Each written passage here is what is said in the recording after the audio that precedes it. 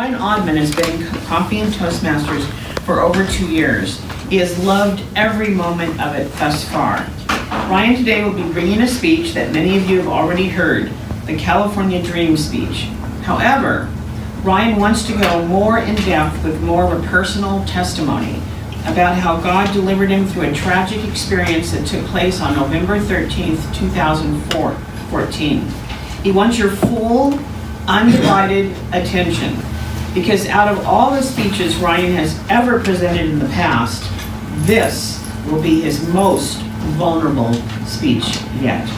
Ryan Oddman, November 13th, 2014. November 13, 2014, Ryan Oddman.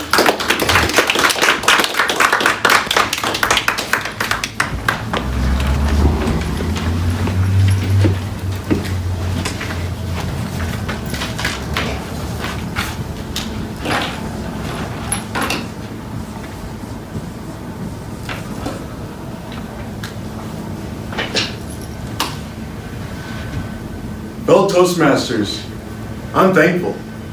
I'm so thankful for my past and for my past pains, because they led me to today's triumph. Like for each and every one of you, your past pains led you to today's triumph over your obstacles and made you to who you are today.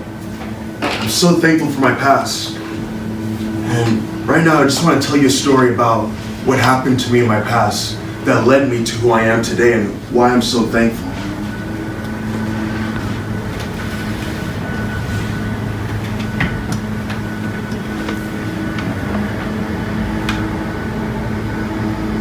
So growing up, I battled through a lot. Some things that some of you don't even know, even people closest to me, like Michael and Mark. I battled with autism from the age of 2 to last year, and I've battled with depression, anxiety, homosexuality, lust, and just a lot of things that I don't wish upon any child that's growing up in today's society. I've battled with laziness and just not knowing anything for my life. But thankfully, through it all, I don't know how, but I've always seemed to overcome it all. But I had this one dream to move out to California, to leave my parents' house in North Carolina, where I'm originally from, Charlotte, North Carolina, to move out to California. And I got into San Francisco Art Institute my senior year of high school. So I graduated from high school, and I realized that life is not roses and flowers as people make it seem when you graduate from high school. And some of you know what I mean. But thankfully, I still had hope that I was going to move out to California. I went to a community college in North Carolina because I wanted to get a scholarship to pay for the tuition money to go to San Francisco. The thing was, sadly, I failed the class that was supposed to get me the scholarship to San Francisco Art Institute. And so it felt like for many years, as I looked forward for a dream, it just perished, just like that. And I just felt really dead inside, because I was already facing a lot during that time, which was November 13th, 2014. I had a friend that sold thousands of dollars worth of jewelry for my mom. I was already stealing from my dad and myself. I was in turmoil with my parents. I had no job, nothing at all. And I was just stunned. So I drove home that day, and I just had these thoughts that came to me. Voices, like we all have them. They said, kill yourself. Kill yourself, Ryan. You have nothing to look forward to. You're a failure. You're not going to amount to anything. You're fat. You're ugly. Just kill yourself. So I went home to my mom's liquor cabinet, and I got a bottle of Black Label whiskey. And I started drinking it. And I wasn't much of an underage drinker, but I was just drinking it. Next thing you know, I blacked out. and then woke up on suicide watch.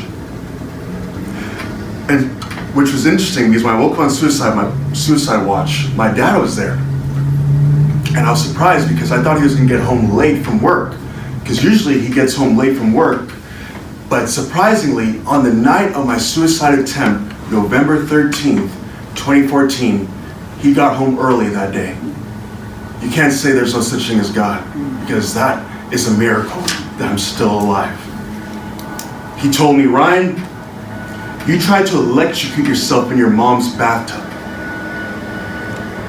And I was surprised. When I came home that next day, I saw all this broken glass, all these broken wires, all over the floor, and just a bathtub full of water.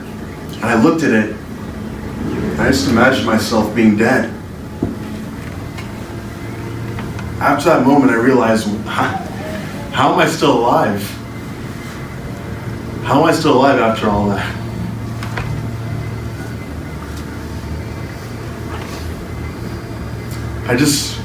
A couple days after that event, I was getting into so many fights with my dad, my mom, and my sister. My mom was visiting from London. She was living in London during that time, but she came home for Thanksgiving, and she was hoping to come home to a fine dining dinner Thanksgiving experience. But sadly, that was not going to happen because I was already going through a lot. I was going through these meltdowns, these autistic meltdowns they call it, and just fighting life.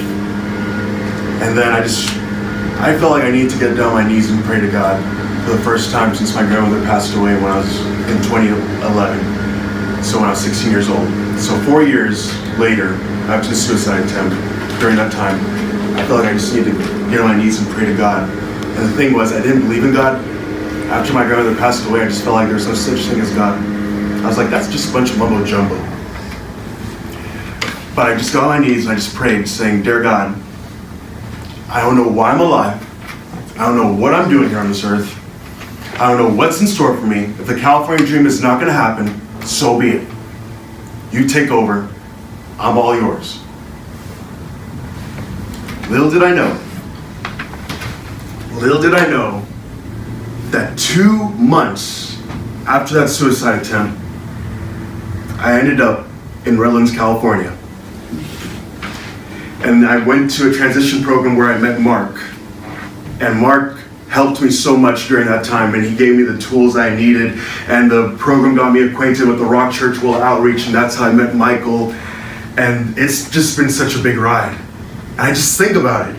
If I died that night, November 13th, 2014, I would have never experienced losing weight. I would have never experienced working with special needs kids. I would have never experienced going back to college. I would never experience the great love of God that He has for me, and giving my life to Jesus Christ, who is God in the flesh, and He is the reason why I'm still here today. And if I died that night, I would have never met each and every one of you precious faces.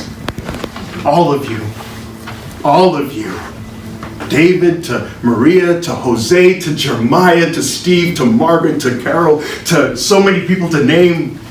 But you all mean so much to me, and I love you all so much, and I'm so thankful for this journey. And if God ever asked me to leave California, I would be okay with that at this point, because honestly, I know that He has such great plans for me. I'm okay with wherever I'm going in the future. There's been some thoughts of moving out to Texas, but that's another speech for another day. But what I'm trying to say is that I'm thankful for each and every one of you. And John and Pat, even though we both have two different beliefs, I love you both so much. And whether you believe in Him or not, God loves you too so much, as more than you can imagine. And fellow Toastmasters, learn from your past. Go for today's triumph. Learn from today's pains and go for tomorrow's triumph. And I believe that each and every one of you, we're going to be living in victory over this world. Thank you, fellow Toastmasters.